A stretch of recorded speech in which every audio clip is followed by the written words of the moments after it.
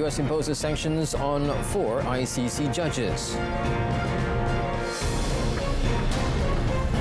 Trump, Xi agreed to more talks as trade disputes brew.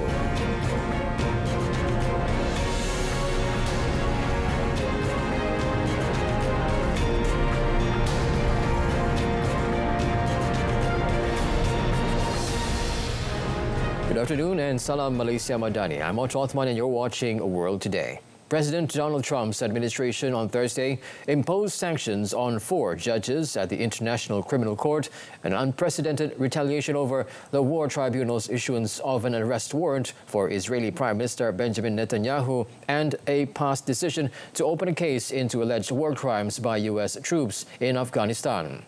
U.S. Secretary of State Marco Rubio announced the sanctions in a sharply written statement. The statement said the ICC is politicized and falsely claims unfettered discretion to investigate, charge and prosecute nationals of the United States and its allies. The 4 sanctioned judges include Solami Balungi Bosa of Uganda, Luz del Carmen Ibanez Carranza of Peru, Rene Adelaide Sophie Alapini Ganso of Benin, and Beth Holler of Slovenia.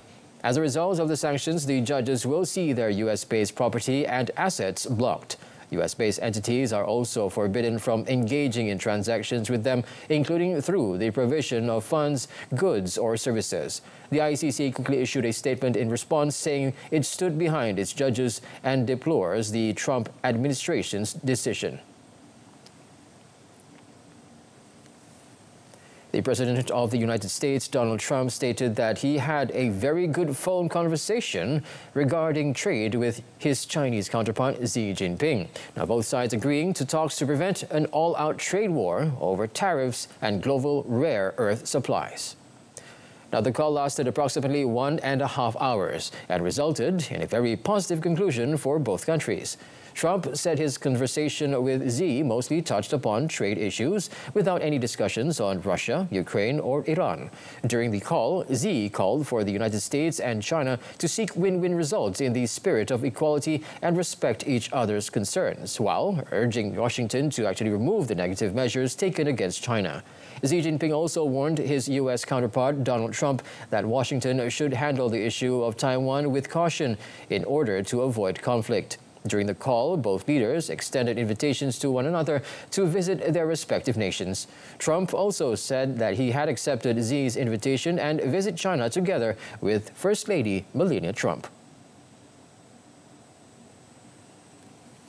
U.S. President Donald Trump lashed out on Thursday against billionaire tech Elon Musk, saying he was disappointed by the billionaire's public opposition to the sweeping tax cut and spending bill that is at the heart of Trump's agenda. Now, the breaking point in the relationship between the president and his one-time ally came after weeks of Musk lobbying against the big, beautiful spending bill, which was passed by the U.S. House last month and is awaiting a vote in the Senate. But I'm very disappointed because Elon knew the inner workings of this bill better than almost anybody sitting here, better than you people. He knew everything about it. He had no problem with it. All of a sudden he had a problem, and he only developed the problem when he found out that we're going to have to cut the EV mandate, because that's billions and billions of dollars, and it really is unfair. And he hasn't said bad about me personally, but I'm sure that'll be next. But I'm very disappointed in Elon. I've helped Elon a lot.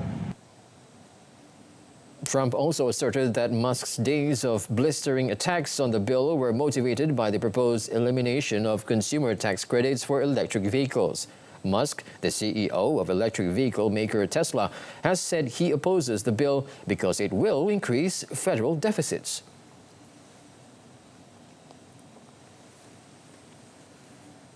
Palestinians in Rafah found bags with aid on Thursday after the U.S.-based Gaza Humanitarian Foundation GHF resumed operations at 2 distribution sites following a temporary closure due to deadly shootings near its facilities. Now, GHF stated that only 2 sites in southern Gaza's Rafah area would operate after all the locations were shut down for maintenance. It added 26 truckloads of desperately needed food were handed out to the Gazans. According to the organization earlier this week, the foundation had opened 3 sites, and one of Thursday's operational sites was in a new location.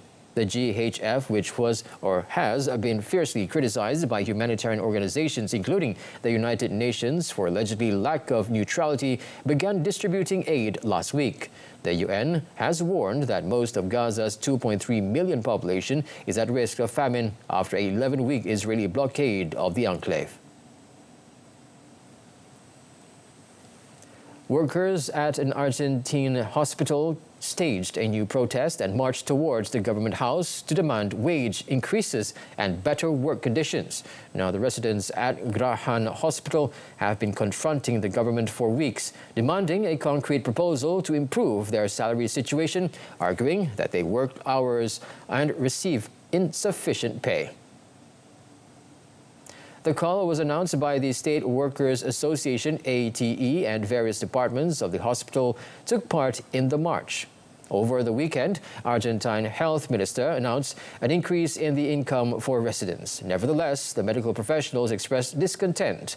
Medical staff claim that demands for labor improvements in the healthcare industry have been constant throughout various governments, and they express uncertainty over the future of the hospital if these demands are not met. Permanent staff at Kerana remain on strike and they want better pay. On Monday, staff staged a candlelight march at the obelisk in central Buenos Aires to draw attention to their demands. Guatemalan authorities ordered preventive evacuations in communities near the Fuego volcano after heightened ash and lava emissions. Now, according to National Institute of Seismology, Volcanology, Meteorology and Hydrology, the volcano erupted on Wednesday's evening, spewing ash and pyroclastic materials. The volcanic activity has sent lava and pyroclastic flows up to 7 kilometers and ash columns rising 6,000 meters above sea level. In response, the government issued an orange alert and evacuated residents from surrounding towns to 4 shelters. Over 500 individuals have been relocated from their homes to shelter. The volcanic activity is expected to last for a total of 40 hours, and ash clouds could reach altitudes between 3,000 and 7,000 meters, potentially affecting air navigation.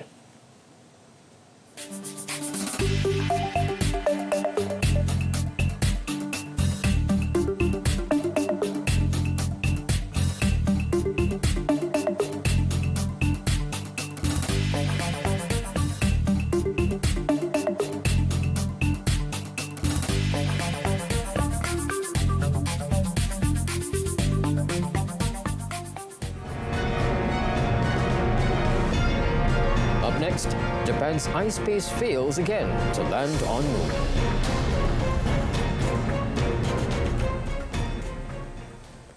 In the spirit of Idul Adha, which emphasizes the principles of sacrifice and justice, Prime Minister Datuk Seri Anwar Ibrahim conveyed his gratitude for the unwavering commitment of Iranian President Dr.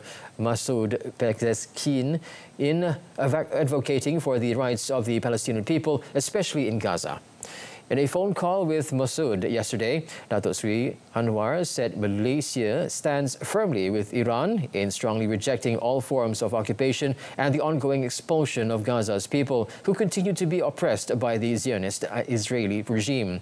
He also conveyed that Malaysia's foreign policy is not dictated by external powers, but it is built on national interest and firm convictions. Malaysia condemns the hypocrisy of certain countries that claim to uphold human rights, yet silently allow mass killings without any dignified action. A Facebook post, he also stated, "Silence in the face of oppression is a betrayal of universal human values." Prime Minister also said Masoud extended Idul Adha greetings for the celebration on Saturday. Besides that, the Prime Minister also expressed gratitude to Masoud for his noble efforts in facilitating the repatriation of 2 Malaysian citizens previously detained in Iran.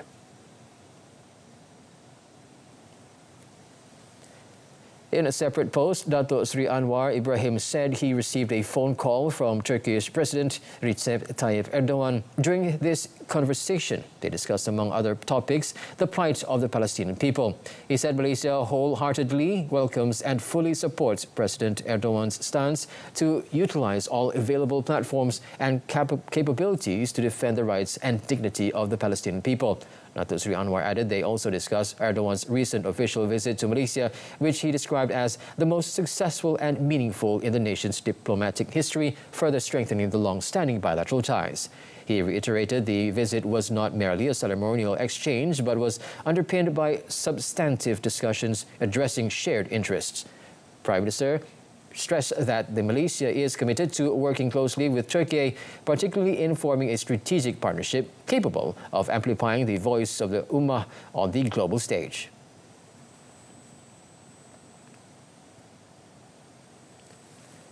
The United States tariff threats are creating unprecedented uncertainty for global manufacturers and warn that relocating production to the U.S. is not a realistic option for many firms. Now, the president of Italian industrial group SAMI, Paolo Mangardi, stated that a well-established company which exports more than 80% of its products worldwide has experienced disruptions in operations and delays in meeting consumer orders across SAMI's various sectors due to recent tariff measures and also threats from the United States. This including ceramics, plastics, food and beverage, packaging and advanced materials. Di andare a produrre tutto in un paese per evitare i dazi, anche perché le produzioni sono estremamente complicate. Noi facciamo dei prodotti altamente personalizzati per i clienti con delle basse quantità, non facciamo dei prodotti di massa con tanti numeri e quindi andare a personalizzare un prodotto in un paese ci vuole molto tempo e molti investimenti, non conviene. Quindi non possiamo pensare di aprire delle nuove fabbriche negli Stati Uniti solo per saltare i dazi. Mangardi noted that rising trade protectionism, particularly U.S. unilateral tariffs, had disrupted global supply chains. In response, SAMI had to alter its supply strategy, which will lead to higher prices for U.S. consumers. Australian Defence Minister Richard Marles met his Indonesian counterpart Safri Samsudin in Jakarta on Thursday to strengthen bilateral defence cooperation between the two neighbouring countries. Marles attended a formal welcoming ceremony, followed by an exchange of gifts between the two defence chiefs. During their meeting, the two defence chiefs discussed the Defence Cooperation Agreement, which was signed in August last year to provide greater access for both countries' defence forces to operate from each other's facilities. As part of this initiative, the Indonesian military will conduct training at Australia's Mount Bundy training facility in the Northern Territory in October.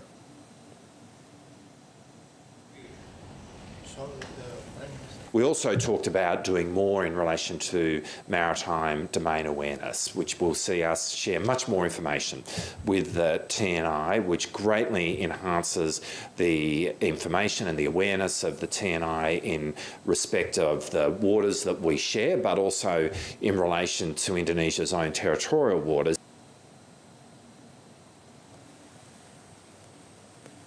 Chinese electric vehicle giant BYD plans to nearly triple its dealership network in South Africa by next year as it looks to grow its market share in the country.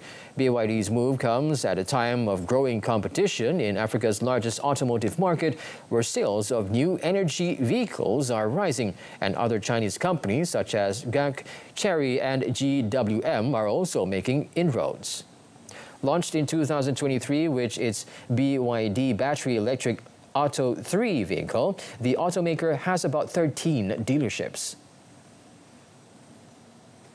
By the end of the year, we will have about 20 dealerships around the country.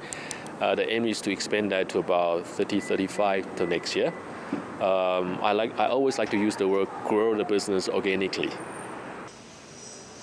The dealership expansion will help BYD become a fairly known brand and capture more buyers across a country that is slowly transitioning to electrified vehicles.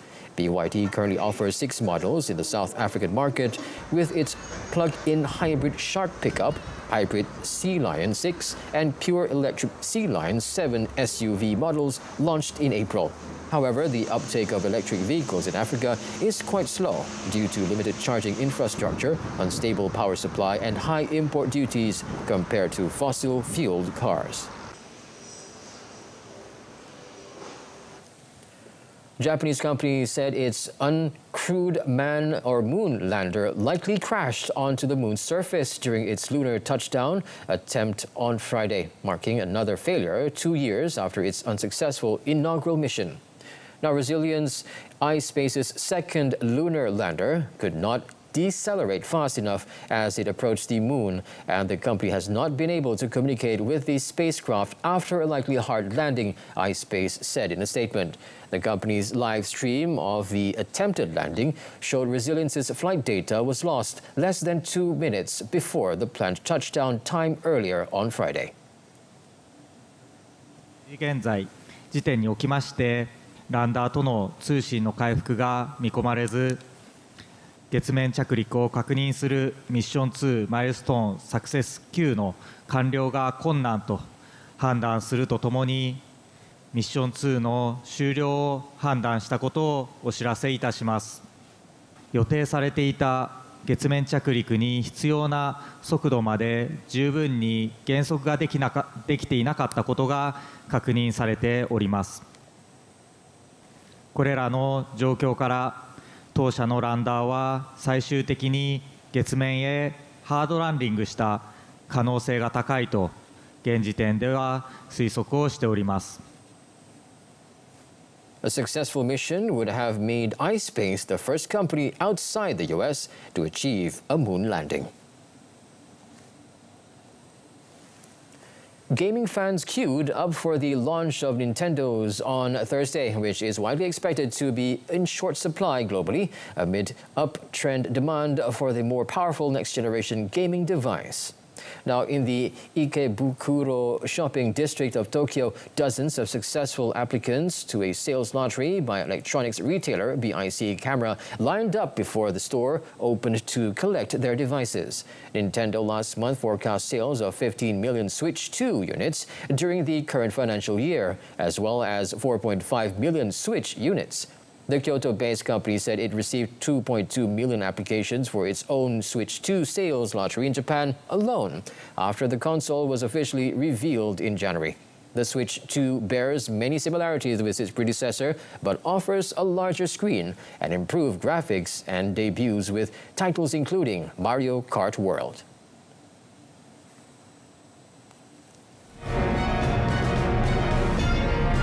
In sports, Uzbekistan, Jordan, and South Korea qualify for World Cup 2026.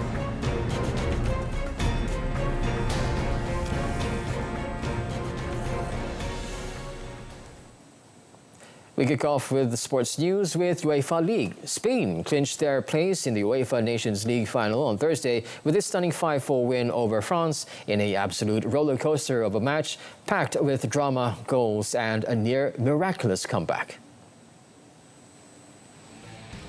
Young La Roja star Lamine Yamal stole the spotlight with a brace. The clash at Stuttgart's MHP Arena saw Spain strike twice in the first half through Nico Williams and Mikel Merino. In the second half, Yamal extended the lead via a penalty before Pedri made it 4-0 in the 55th minute. Refusing to back down, France responded with a penalty from Kylian Mbappe. Yamal then netted his second in the 67th minute, giving Spain a comfortable 5-1 lead. France, the 2018 World Cup champions, mounted a late comeback with goals from Ryan Cherki, a Daniel Vivian own goal, and Kolo Muini, but it wasn't enough to stop Spain from sealing the 5-4 win. Luis de la Fuente's squad will now face Portugal in the final on 9th of June. Now let's move on to FIFA World Cup 2026 Asian qualifiers update. Uzbekistan qualified for the World Cup for the first time on Thursday as a 0-0 draw with the United Arab Emirates confirmed the nation's progress to next year's finals. Uzbekistan goalkeeper Utkir Yusupov made a string of second-half saves in Abu Dhabi to frustrate the hosts and earn his nation their first World Cup qualification since the country gained independence from the Soviet Union in 1991. Abosbek Fayzulev made the hit crossbar with a 54th-minute header for the visitors, but it was Yusupov who frustrated the Kosmin Oluro coach Emirates with needed to win the maintain their hopes of automatic qualification. Uzbekistan, ranked 57th in the world, finished second in Group A with 18 points, the result of 5 wins, 3 draws and 1 loss. Meanwhile, the draw means the UAE will now progress to the 4th round of the qualifying as the point earned guarantees a 3rd or 4th placed finish in Group A. On another note, Jordan followed in Uzbekistan's footsteps by qualifying for the World Cup for the first time ever after a 3-0 victory over Oman in Group B. All 3 goals came from striker Ali Olwan, who scored a hat-trick. This marks the first ever World Cup qualification for Jordan. They previously came close in 2013 against Uruguay in the playoff match. Jordan also became the first Arab nation to officially qualify for the upcoming edition of the global competition. The Jordanian national football team, dubbed as the Nashama, meaning the chivalrous, scored their best ever finish in the 2024 AFC Asian Cup by getting 2nd place after losing to hosts Qatar. Regular qualifiers, South Korea booked a spot on Thursday in the 2026 North America World Cup with a 2-0 win over Iraq in Basra. Now, this marks the country reached the World Cup finals for the 11th consecutive tournament and 12th time overall. Now, Kim Jung-gyu and Oh Hyun-gyu scored the goals to ensure the Koreans will finish in the top 2 in Asian Group B with 1 qualifier to spare. The East Asians sealed their place in the next year's tournament with a 3-0 win over Iraq, which propelled them to top spots in Group B of the 3rd round of Asian qualifying. The win also ended the granting Jordan a first ever berth at the World Cup finals. As per usual, under head coach Hong Myung-bo, Korea did not create much in the first half. However, a red card in the 26th minute for Iraq rapidly changed things, and while they managed to keep the scores level until halftime, the gulf in player quality and the man disadvantage ultimately sealed their fate. Jeonbuk Hyundai Motors' Kim Jin-gyun opened the scoring in the 63rd minute, and KRC Genk's Oh Hyun-gyu sealed the deal with just under 10 minutes to go.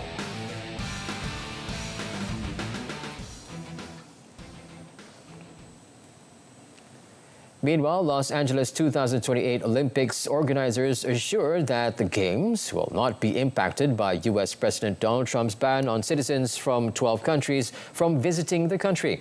Now, the chairman of the LA28, Casey Weserman, said the U.S. government had made it very clear that Trump's travel directive would not apply to the Games. And as we get to 2028, I have no doubt that when we light that Olympic flame, it'll be a flame of rebirth for our city, and we look forward to that moment. Wasserman added that he did not anticipate the travel ban to have any impacting ticket sales, which will begin next year. The countries affected by the latest travel ban are Afghanistan, Myanmar, Chad, Congo Republic, Equatorial Guinea, Eritrea, Haiti, Iran, Libya, Somalia, Sudan, and Yemen. The entry of people from 7 other countries, Burundi, Cuba, Laos, Syria, Leone, Togo, Turkmenistan, and Venezuela, will be partly restricted. Let's move on to locals badminton news. Now, Malaysia's mixed doubles pair Chen Tangji, To Yiwei maintained their consistent momentum to secure a spot in the quarter-finals. Ranked 4th in the world, they breezed past Denmark's Mads Vestergaard, Christine Bosch with a convincing 21-9, 21-12 win in under 30 minutes. Their next challenge will be against Danish seeds Jasper Toft and Emilia Meglund. In the women's doubles event, top national pair Perli Tan and Tina also advanced after a thrilling three-set battle against Indonesia's Leni Tria Mayasari, Siti Fadia Silva Ramadanti. After dropping the first set 18-21, they bounced back to win the next two sets 21-16 and 21-17 in the match that lasted nearly an hour. They will face Japan's Rin Iwanaga Kei Nakanishi next, who previously defeated Malaysia's Ong Ziyi Carmen Ting in this second round.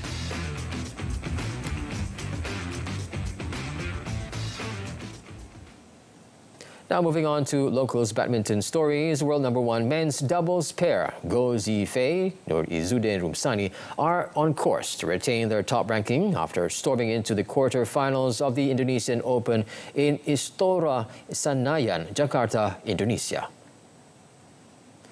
Their path was made easier following the early exits of their closest challengers. Second-ranked Kim Astrup and Anders Skjarup Rasmussen of Denmark crashed out in the second round after a 27-29, 11-21 defeat to Japan's Takuro Hoki Yugo Kobayashi on Thursday.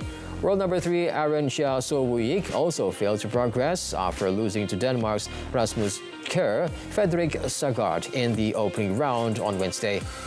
Zifei Izzuddin, however, had to dig deep despite facing compatriots Tan Wee Kyung Nur Izrien Ayub in the second round. The top seed were made to work hard before sealing a 21-14, 16-21, 21-14 win in 54-minute battle. Now they will face Indonesia's 8th seed Sabar Gutama Moh Reza Ishami in the last 8 today. Super GT 2025 Series dengan 8 siaran langsung perlumbaan. Pusingan 1, 13 April dibawakan dari Litar Okayama International Circuit. Pusingan 2, 4 Mei dibawakan dari Litar Fuji Speedway. Pusingan 3, 28 Jun dibawakan dari Litar Sepang. Pusingan 4, 3 Ogos. Pusingan 5, 24 Ogos dibawakan dari Litar Fuji Speedway. Pusingan 6, 21 September dibawakan dari Litar Sportsland Sugo. Pusingan 7, 19 Oktober dibawakan dari Litar Autopolis. Dan pusingan 8, 2 November dibawakan dari Litar Mobility Resort Montegi di saluran Sukan RTM. Juga secara penstreaman langsung di RTM Click.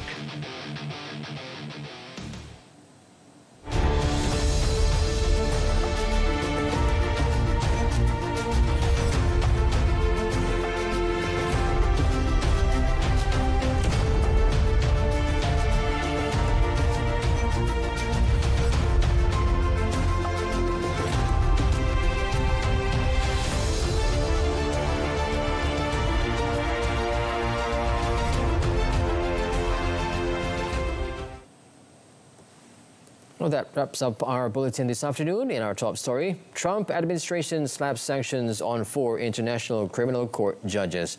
Now, do join us again tonight at 8:30 p.m. for more news on TV1 and saluran Berita RTM.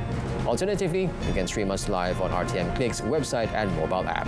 Till then, from the river to the sea, Palestine will be free. I'm Otto Othman. Goodbye and thank you for watching.